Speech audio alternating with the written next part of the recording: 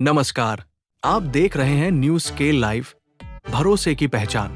लोहरदगा स्थित गायत्री शक्तिपीठ में आयोजित 5 दिवसीय प्रज्ञा पुराण कथा के तृतीय दिवस पर कथावाचक नकुल देव शास्त्री ने परिवार, गृहस्थ आश्रम और नारी जागरण पर सारगर्भित विचार प्रस्तुत किए।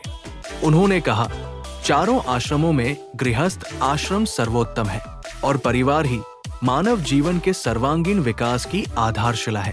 नारी को परिवार की धुरी बताते हुए संस्कार, मातृत्व और चेतना के महत्व को रेखांकित किया गया। संस्कारों के अभाव से समाज में बढ़ती विसंगतियों पर चिंता जताते हुए युग ऋषि पूज्य श्री राम शर्मा आचार्य जी के नारी जागरण और संस्कार पुनर्जागरण संदेश को आज के समय की आवश्यकता बताया गया।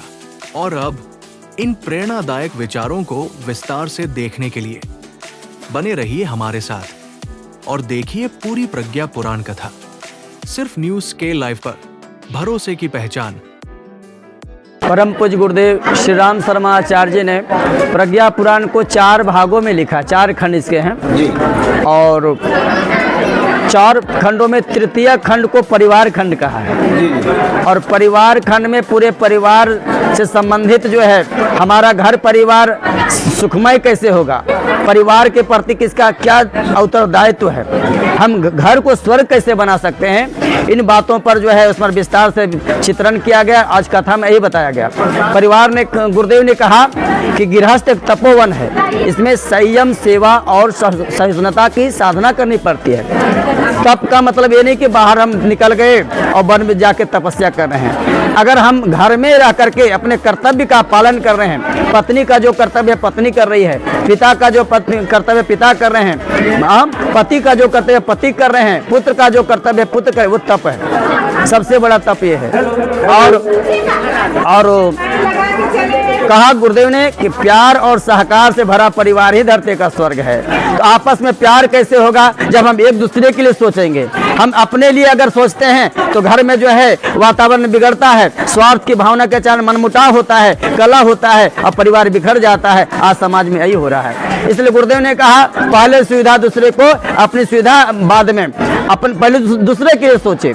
और भाई बहनों, गुरुदेव ने कहा है कि अगर व्यक्ति दूसरे के लिए सोचना शुरू करे तो घर परिवार तो स्वर्ग होगा, हमारा राष्ट्र भी जो है स्वर्ग हो जाएगा। और भारत की संस्कृति यही है, पहले जो यही कहते थे कि हम दूसरे के लिए कुछ करेंगे। अयम निजा परोवेति गणना लघु चेतसाम उदार चरितानम वसुधैव कुटुंबकम। परिवार सीमित नहीं है, सिर्फ हमारा घर परिवार तक हमारा परिवार नहीं है। हमारे यहाँ तो पशु पंछियों की परिवार की संज्ञा दी गई। हम गौ के लिए भी आहार निकालते हैं, हम कुत्ता के लिए भी आहार निकालते हैं, हम कौवा के लिए भी आहार निकालते हैं, हम चींटी के लिए पंचबली हमारे यहाँ करने का विधान है। इसलिए हमारा देश एक समय भारत जगत गुरु था और सोने की चिड़िया के नाम से जाना। पवन, कुंभकर्ण या जो भी असुर की बात कही गई है, वो शरीर से कोई असुर और देवता नहीं होता, ये प्रवृत्ति होती है। 3 तरह की प्रवृत्ति मनुष्य में कही गई है, जो मेरा सो मेरा, तेरा सो तेरा, ये पशु प्रवृत्ति जो अपने तक सीमित है। दूसरा होता है जो मेरा सो मेरा, तेरा वो तेरा, जो कम से कम ये मनुष्य है कि कम से कम किसी का जो है ये नहीं करना चाहता नुकसान। और तीसरे प्रवृत्ति वाले वो होते हैं जो कहते हैं जो तेरा सो तेरा, मेरा वो भी तेरा। यही हमारे हम देव मानव की संज्ञा में आते हैं। भाई बहनों, चलिए हमारे चैनल पे आप बहुत बातों को बताए, इसके लिए मैं आपको धन्यवाद। आप हमारे चैनल पे जनता तक आपकी आवाज़ को पहुंचाने का प्रयास करूंगा। लोग हमारे चैनल पे बने रहिए। गंगा में जो भी स्नान करते हैं कहते कौवा कोयल हो जाता है और बगुला हंस हो जाता है। ऐसी महिमा है इस ज्ञान की गंगा का। हाँ, जाने से जो तर जाए उसका नाम तीर्थ है। जना अस्तरंती तत्र तीर्थानि, वो ऐसा स्थान है। कहते हैं कि भगवान भोलेनाथ भी डुबकी लगाने के लिए आते हैं। देव में देव महादेव, वो भी त्रिवेणी के संगम पर उस ज्ञान की गंगा में स्नान करने के लिए आते हैं। और बड़ा ही अद्भुत समय, अभी माघ माह चल रहा है, इस समय पावन कथा चल रही है। तो ये आप सभी शरीर से यहाँ हो लेकिन मन से आप वहां पहुंच जाओ त्रिवेणी, उससे ज्यादा पुण्य मिलेगा आपको यहाँ बैठे बैठे। उत्तराखंड में हरिद्वार एक स्थान है, हरिद्वार को हरि का द्वार कहते हैं और उसे हर द्वार भी कहते हैं। हरि मतलब विष्णु का द्वार और हर मतलब शिव का द्वार। तो हरिद्वार में कुंभ का मेला लगता है 12 वर्ष। दूसरा स्थान है उत्तर प्रदेश में प्रयागराज, जिसका अभी हमने वंदना किया, तीर्थराज प्रयाग इलाहाबाद। और तीसरा मध्य प्रदेश में भगवान महाकालेश्वर की नगरी उज्जैन, वहां भी कुंभ लगता है भाई बहनों। और महाराष्ट्र एक स्थान है, महाराष्ट्र में नासिक, वहां भी कुंभ पर्व लगता है। क्यों लगता है तो सबको कथा मालूम होगा। कहते हैं जब समुद्र मंथन किया गया था, विशेष रत्नों की गृहस्थियों की विनम्र विनय सुनकर ऋषि सबको समझाते हुए कहते हैं, हे गृहस्थों, यह गृहस्थ आश्रम जीवन का पवित्र और आवश्यक उपयोगी अनुष्ठान है। इसमें रहता ही आत्मीयता का विस्तार होता है, स्वार्थ पर अंकुश लगता है, आत्मसंयम परोपकार त्याग की भावना का उदय होता है। माता पिता पति पत्नी तथा संतान के प्रति जो श्रद्धा समर्पण स्नेह होता है, वही भावना विकसित होकर मनुष्य को महामानव बना देती है। एक गृहस्थ आश्रम का ही देन है।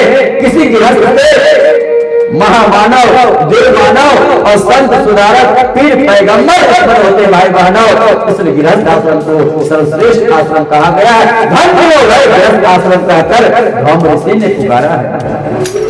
गृहस्थ आश्रम का शुभारंभ कैसे होता है तो कहते हैं गृहस्थ आश्रम का शुभारंभ पति और पत्नी के प्रेम से होता है। 16 संस्कार होते हैं हमारे यहाँ, कल हमने बतलाया था। इन 16 संस्कारों में 12वां संस्कार का नाम है विवाह संस्कार। विवाह संस्कार और विवाह एक पवित्र बंधन है। विवाह दो आत्माओं का पवित्र बंधन है और विवाह संस्कार के माध्यम से एक दूसरे से लोग जुड़ते हैं।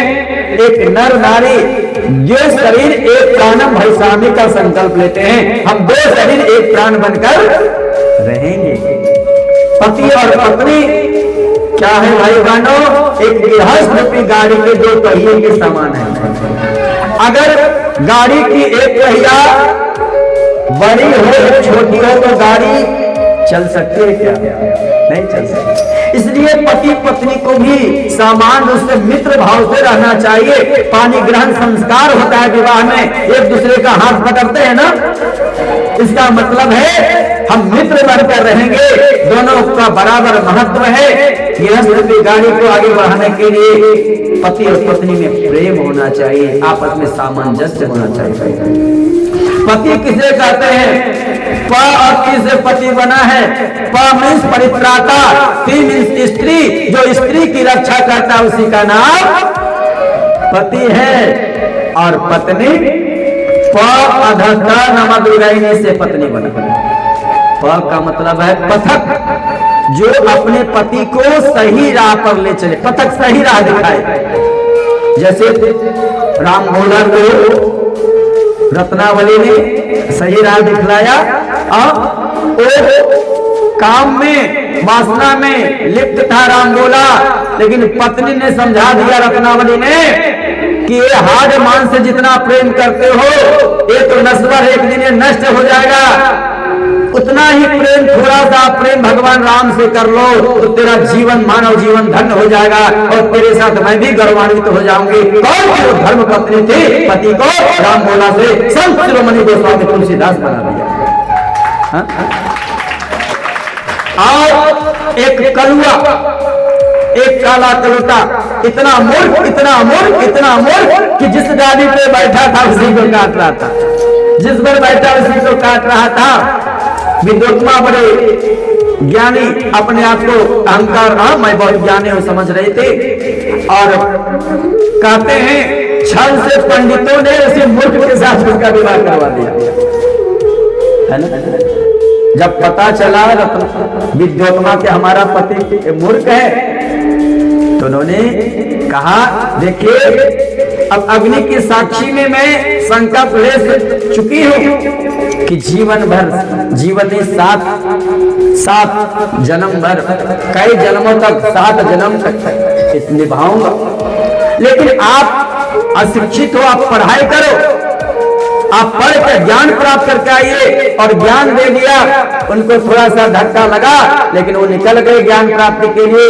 वही मूर्ख कालिदास महाकवि कालिदास बन करके घर लौटे। बनाने वाली कौन थी? एक नारी, एक पत्नी थी, नारी थी। इसलिए कहा नारियां देश की जाग जाए अगर युग स्वयं ही बदलता चला जाएगा। एक अंतरिक आप गीत सुने। नारियां देश की जाग जाए अगर युग स्वयं ही बदलता चला जाएगा।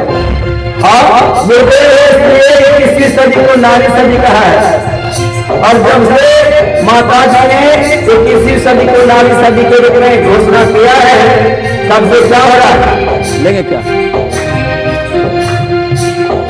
तब से क्या हो रहा है भाई बहनों?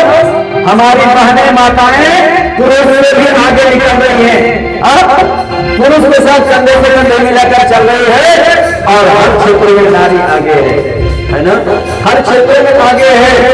हमारे यहाँ कहा गया है नारी का सम्मान जहाँ है संस्कृति का सम्मान वहाँ है। जिस घर में नारी का सम्मान होता है उस घर में देवता का वास होता है, और जिस घर में नारी का अपमान होता है उस घर में राक्षस का वास होता है। अपनावे पूजनते रमनते तत्र देवता, ऐसा हमारे शास्त्रों में कहा गया। इसलिए नारी का सम्मान करें, आज नारियों का अपमान हो रहा है। नारी को पाए की जुत्ती में रक्षाबंधन भैया दूज का त्योहार नहीं होता। अरे रह जाते सब घर, हर कलाई सुनी सुनी अगर धरती पर नारी का अवतार ना होता, अगर धरती पर नारी का अवतार ना होता। इसलिए नारी जागरण का शंखनाद किया। नारी निंदा ना करो, नारी सुख की खा नर की खा, और नारी से नर होता ध्रुव बना समान। भाई बहनों, तो पति पत्नी के प्रेम पर आधारित होता है गृहस्थ आश्रम। और कहते हैं कि जिस घर में पति पत्नी में प्रेम होता है, कहते हैं उस घर में स्वर्ग होता है। कहते हैं पति और पत्नी में जहाँ प्यार है धरती के स्वर्ग का द्वार है। लेकिन आज बड़ा दुर्भाग्य है, आज पति पत्नी में वो प्रेम दिखता नहीं है। घर परिवार टूटता चला जा रहा है। आज अनास्था संकट के कारण पति पत्नी में अच्छा व्यवहार नहीं, किसी पर कोई विश्वास नहीं करता है। आज क्या हो गया? पत्नी, हमने कहा पति का अर्थ बता दिया, अब पत्नी का भी अर्थ बता दिया। आज पति बन गए हैं हस्बैंड, अब पत्नी बन गई वाइफ। हस्बैंड का मतलब जिसको हंसने पर लगा दिया गया हो बैंड इशारा से, वो हस्बैंड। और वाइफ WIFE से वाइफ बना। W means without, I means information, H means thought, T means everything. समझ गया?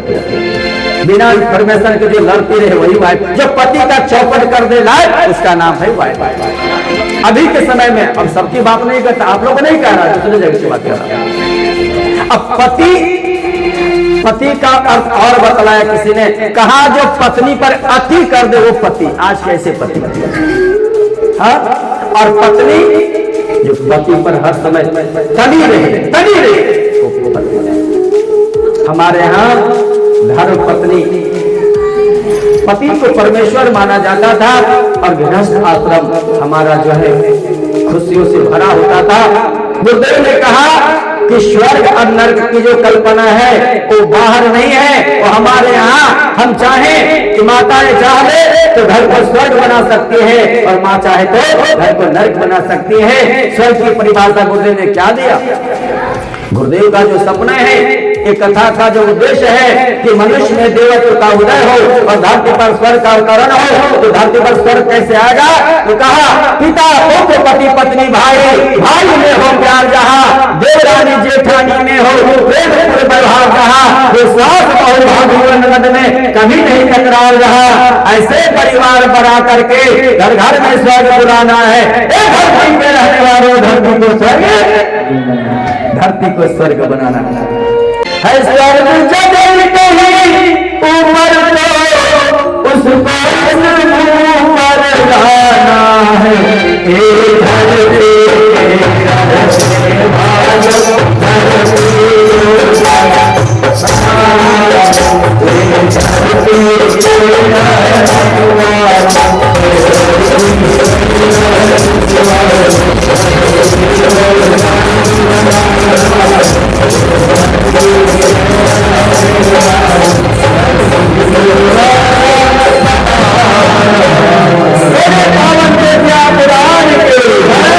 वाकपटुता, आज वाकपटुता के कारण ही जो है घर परिवार टूट रहा है। आज घर में लड़ाई हो रही है, परिवार में जो लड़ाई हो रही है, सास बहू में झगड़ा, भाई भाई में झगड़ा, पिता पुत्र में झगड़ा, ननद भौजाई में झगड़ा, इसका सबसे बड़ा कारण है वाकपटुता। वाणी का दुरुपयोग, वाणी का दुरुपयोग किया था किसने? द्रौपदी ने। सबको मालूम है ना भाई साहब? वाणी का दुरुपयोग किया था। क्या कहा था? वाणी का दुरुपयोग किया द्रौपदी ने। दुर्योधन को कह दिया कि अंधा का बेटा अंधा। उदाहरण ही मेरे भाई बहनों, द्रौपदी की लाज लुटने का प्रयास किया था दुशासन।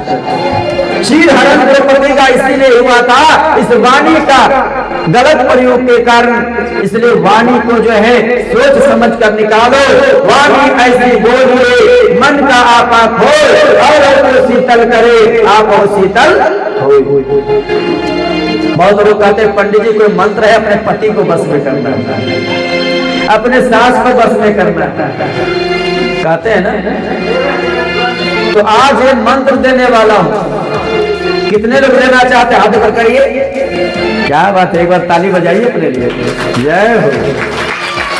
जो अपने पति को, अपने सासू को, अपने बहू को, अपने भाई को या किसी को बस में करना चाहते हो तो एक मंत्र है, निःशुल्क है। बस आपको जो उस मंत्र का जो पालन करना है। कौन सा मंत्र है? कौन सा मंत्र है? तो तुलसी बाबा ने कहा तुलसी मीठे का आप जो है उचित प्रयोग करो, सोच समझ करके बोलो। आप बोलने से पहले 100 बार सोचो। कहते तलवार की घाव तो भर सकती है, तलवार की घाव भर जाती है, लेकिन वाणी की जो घाव है, वाणी के द्वारा जो जख्म होता है वो जीवन भर भरता नहीं है। इसलिए घर परिवार इसी कारण से टूटता चला जा रहा है। इसलिए मधुर बोलिए। अगर घर में सुख चाहते हैं, शांति चाहते हैं और लंबी आयु चाहते हैं। आज हार्ट अटैक क्यों हो रहा है? ज्यादा टेंशन, टेंशन। अरे गलत बोल करके, गलत वाणी का प्रयोग करके हम बीपी को बढ़ा रहे हैं। और डॉक्टर से दवा खाएंगे बीपी का तो कैसे ठीक होगा बताओ? अरे संयम करो भाई। हाँ, वाणी का सदुपयोग करो, क्रोध से बचो, मधुर वाणी बोलो। भगवान ने जीव दिया है, इतना सुंदर वाणी, इतनी सुंदर दी है, इसका सदुपयोग वाणी कैसे होनी चाहिए? तो हम मृदुवाणी सुंदर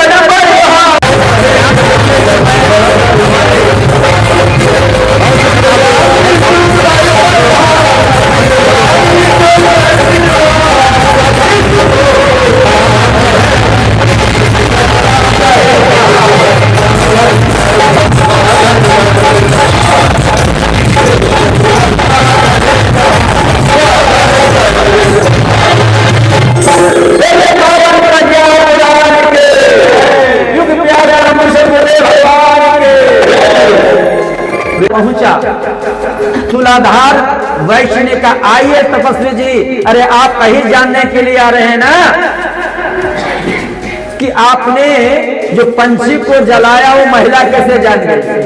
वो देवी कैसे जान गई? आप ही जानने के लिए आ रहे हो? अरे ये भी मालूम, इनको भी मालूम कि मैं ये जानने के लिए आया हूँ।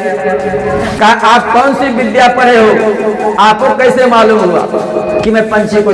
आज क्या होता है, अब आप लोग की बात नहीं कर रहे, दूसरे जगह एक माह सावन में खूब पूजा करेंगे, बोल बम बोल बम बोल बम बोल बम करते हैं ना, सावन भर बोल बम, और सावन खत्म हुआ तो तौलो कम तौलो कम तौलो कम, ठगना शुरू। ये किस काम की पूजा? कहा मैं किसी को ठगता नहीं हूँ, ईमानदारी पूर्वक मैं अपना व्यापार करता हूँ, इसलिए ज्ञान है। और कुछ जाना हो तो शिवाक चंडाल के पास चले जाए। कहा अरे चलो भाई, अब ज्ञान लेना है तो चाहे कितने नीच व्यक्ति के पास जाना पड़ेगा, छोटा बड़ा नहीं देखना। शिवाक चंडाल के पास गए, आते उन्होंने भी कहा अरे भैया किस लिए आ रहे हो? मुझे मालूम, क्या किस क्यों आया हूँ? कहा पंछी को क्यों जलाया हो? कैसे जान गए? जाने कहाँ से भ्रमण करके आया? तुलावस के पास गए हो, इसके पास हो, देवी के पास गया, फिर मेरे पास। कहा कोई कैसे मालूम हुआ? कहा मैं कोई काम को छोटा बड़ा नहीं समझता हूँ, कर्म ही पूजा है, ये पूजा समझ करके मैं जो भी काम मिलता है उसको करता हूँ। वर्क यूनिवर्सिटी ड्यूटी कर्म ही पूजा है, कर्तव्य भी तो ये समझ के करता हूं, इसलिए मुझे ज्ञान है। भाई बहनों, वो तपस्वी नतमस्तक होकर के चला गया। अगर व्यक्ति अपने कर्तव्य का पालन करे तो फिर घर ही उसका स्वर्ग, घर ही काशी मथुरा वृंदावन। हम बाहर तो खूब पत्थर के भगवान को पूजते हैं, मंदिर में जाते हैं, बेलपत्र चढ़ाते हैं, दूध चढ़ाते हैं, और घर के जो जिंदा देवता है उसका अनादर करते हैं। बट शिवरात्रि व्रत आया है, अब उसमें पंखा लेकर के जाएंगे और क्या क्या लेकर के जाएंगे। पंखा जो हमें दिन रात ऑक्सीजन दे रहा है उसको हम हवा दे रहे, थोड़ी सी हवा दे रहे।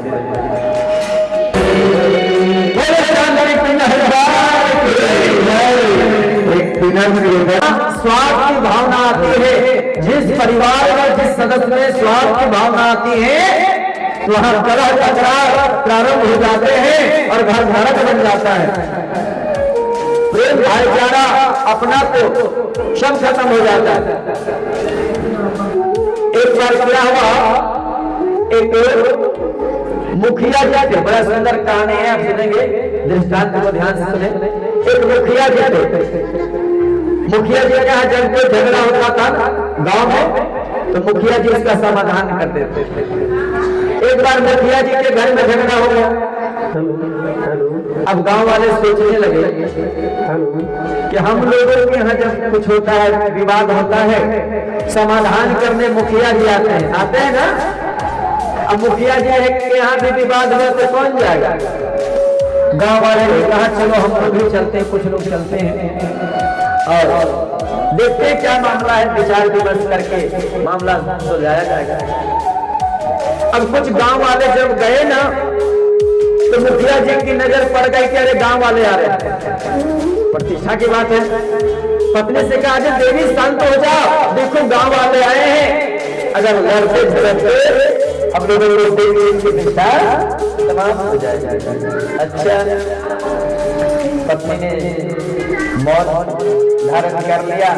अब हल्ला तान दोनों के बाद बीच में विवाद खत्म। गांव वाले आए, देखा झगड़ा नहीं हो रहा तो लौट कर चले गए।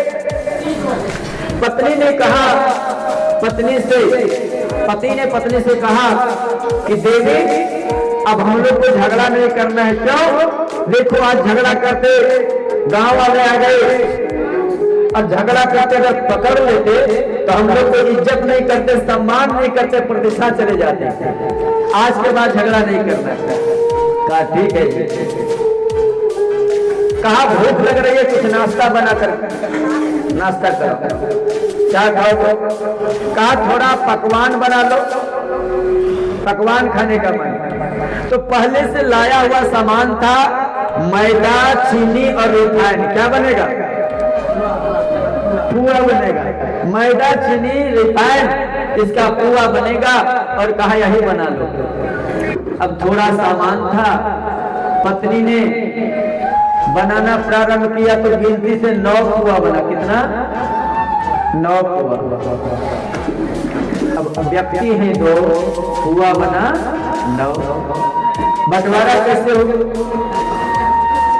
अब पत्नी 2 थाल निकालती है, एक में 5 एक में 4 रखती है। 5 वाला अपने निकट रखी और 4 वाला पति को बढ़ाई, लो जी खाओ। पति ने देखा कि हमारे थाल में 4 पुआ, अपने लिए 5 पुआ। पति महोदय ने कहा, मुखिया जी ने कहा, देवी तुम्हारी थाल में 5 मेरे में 4 क्यों? कहा देखो जी गिनती से पुआ 9 ही बना, अब हम लोग हैं 2, तो कैसे बात? इसलिए मैं मेहनत करके बहुत बढ़िया से पुआ को बनाई हूँ, तो मैं 5 खा लेती हूँ और आप 4 खा लो। कहा नहीं, तुम बनाई हो इसलिए 5 खाना चाहती हो। अरे सामग्री बाजार से किसने लाया? अगर मैं सामान ला करके नहीं दे तो तुम कहां से बनाते?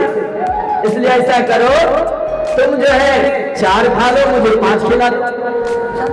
कहा नहीं, मैं 5 खाऊंगी, आप 4 खा लो। फिर विवाद हो गया, रात्रि में फिर विवाद हो गया। अब क्या करें? मुखिया जी ने कहा ऐसा करो, कोई नहीं खाएगा, पुआ को थाल में रख के ढक दो। फिर जो सबसे पहले उठेगा सो करके वो 4 पुआ खाएगा, और जो पीछे उठेगा वो 5 खाएगा। अब दोनों सो गए। सोने के बाद भाई बहनों, दोनों को भूख सता रही है, लेकिन कोई उठकर बैठ नहीं रहे। पहले उठ गए तो 4 खाना पड़ेगा। करवट बदल बदल के रात बिता लिए तो उठे नहीं तो 4 पुआ ही खाना पड़ेगा, पुआ खाता हो जाएगा। सुबह हो गई, सुबह होने के बाद दरवाजा खोलना चाहिए ना, लेकिन कोई उठ नहीं रहा है, क्योंकि पहले उठ गया तो शर्त लगी है 4 खाना पड़ेगा, 4 ही खाना पड़ेगा। अब दिन के 8-9 बज गए, गांव वाले फिर आए, देखा रे आज मुखिया जी का दरवाजा इतना लेट से बंद है। आवाज लगाई, मुखिया जी, मुखिया जी। दोनों पति पत्नी सुन रहे हैं आवाज को, गांव वाले की आवाज को। कोई दरवाजा खोल नहीं रहा है, क्योंकि खोल दिया दरवाजा, पहले उठ गया तो 4 खाने पड़ेगा। कोई नहीं खोलने के लिए दरवाजा। अब क्या हुआ? गांव वाले ने कहा लगता है कुछ गड़बड़ हो गया, चलो तोड़ करके दरवाजा देखते। क्या बात, दरवाजा क्यों नहीं खुल रहा? गांव वाले ने लाया कुल्हाड़ी वगैरह, दरवाजा को तोड़ने लगे। आवाज दोनों के कानों तक जा रही है, लेकिन कोई उठ नहीं रहा है, क्योंकि पहले उठ गए तो 4 खाना पड़ेगा। दरवाजा तोड़कर चले गए निकट जहां उनका बेड था, उनके कमरे में। अब दोनों ने देखा कि गांव वाले आ रहे हैं दरवाजा तोड़कर, तो रामदेव बाबा का प्राणायाम जानते थे, और उन्होंने सांस को रोक लिया और हाथ पैर को अकड़ के, समझ गए, मुर्दे की भांति अकड़ गया।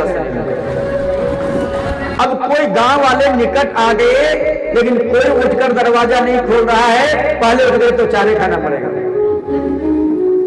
हाँ, गांव वाले ने देखा तो मरे पड़े ही लोग, क्या दरवाजा खुलेगा? चलो उठाओ, इन लोग को चिता जो है अंतिम संस्कार करना पड़ेगा, अर्थी को ले चलो। देखो गिनती से 9 आदमी गए थे। कितने?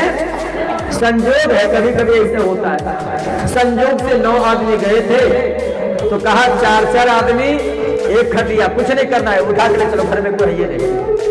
4 आदमी एक बिस्तरा को, 4 एक उठा, 8 एक आदमी को काम दिया कि आग लेकर जाओ घर से। अब 9 आदमी मिलकर के दोनों की अर्थी को उठाया, राम राम राम राम। अब मुखिया बड़े मस्त उठ नहीं रहे, उठ गए तो 4 खाना पड़ेगा। शमशान ले गए दोनों को, और शमशान ले जाने के बाद जब चिता अलग अलग सजाई गई, अब आग देने मुखाग्नि के समय आया, तो कहा आग पहले किसे दिया जाए? तो गांव वाले ने कहा पहले मुखिया जी को बुलाना, पहले मुखिया जी को। तो जैसे आग जला करके मुखिया जी के निकट गए और मुखिया जी सोचे अब कोई उपाय नहीं है, तो मुखिया जी ने ये जो कपड़ा ढका था हटाया, कहा देवी अरे मैं हार गया, तुम जीत गई, तुम 5 खाओ मैं 4 खाऊं।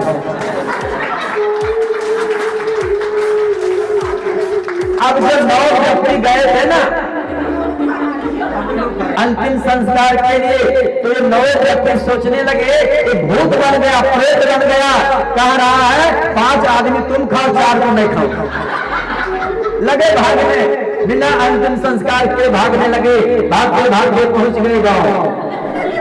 गांव वाले ने कहा इतनी जल्दी मुखिया को जला दिया, अरे जला के क्या आ रहे हैं, सब अपने अपने घर में घुस जाओ, दरवाजा बंद करो, प्रेत बन गया, सब खाने आ रहा है। सारे लोग दरवाजा बंद कर दिए, कुछ हिंदी लोग बाहर आए, कहा देखता हूं कैसा प्रेत है। जब खड़े रहे बाहर में लाठी डंडा लेकर के, लोहा लेकर के, तो भागते भागते वहां हाँफते आए, अरे लोग तो जिंदा है, आप लोग कह रहे मर गए, कहा जिंदा तो है, हम लोग मरे कहा, तो फिर क्या चक्कर है, ये नाटक क्या है, आप पूरा बतलाया, पूरी बात को बतलाया।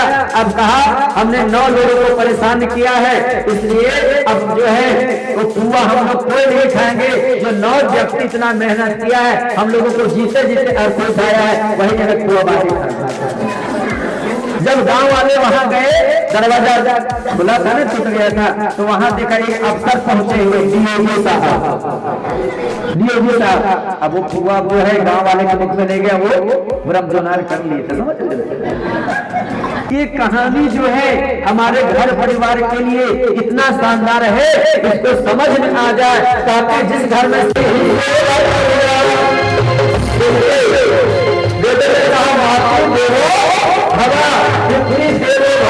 माता पिता से बड़े देवता है, इसलिए कहा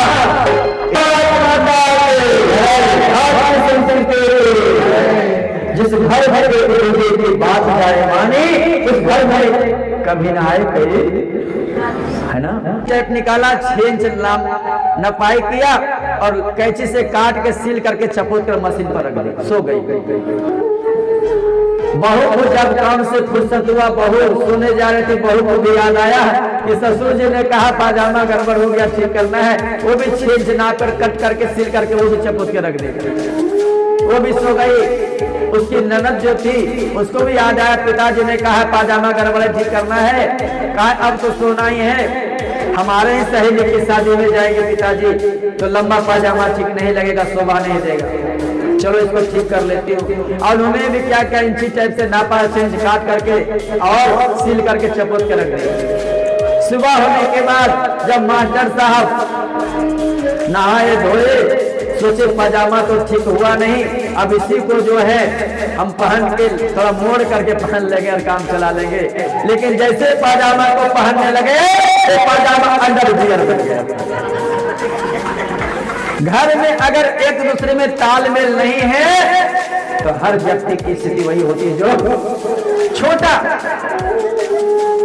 इंसान का पतन हो जाता है, उसका विकास नहीं होता है, तो गिरता चला जाता है। भाई बहनों, इसलिए सहकार, प्यार और सहकार की जरूरत है, तभी घर में स्वर्ग का अवतरण हो सकता है। भाई बहनों, घर स्वर्ग बन सकता है। कहते हैं परिवार में नर नारी का दोनों का स्थान है, लेकिन नारियों को विशेष स्थान मिला है हमारे यहाँ। नर से नारी का स्थान ऊंचा है। पहले सीता तब राम होता है, राधे तब श्याम होता है, गौरी तब शंकर होता है। इसलिए ज्यादा उत्तरदायित्व तो नारियों पर उसको महत्ता दी गई है। क्यों? नारी चाहे तो घर को स्वर्ग बना दे और नारी चाहे तो घर को नर्क बना दे। नारियों के हाथ में भाई बहनों। कहते हैं शिक्षक को विद्यालय जाने पर किसी को ज्ञान देते हैं, लेकिन नारियों में माँ एक ऐसी शक्ति है, माँ एक ऐसी शक्ति है कि अपने गर्भ में ही बच्चे को जो है विज्ञान प्रदान करती है। 9 महीने और 9 महीने जो माँ गर्भ में ज्ञान देती है अपने बालक को, वो जन्म लेने के बाद कहते जीवन भर वो नहीं सीख पाता जो माँ पेट में सिखा देती है।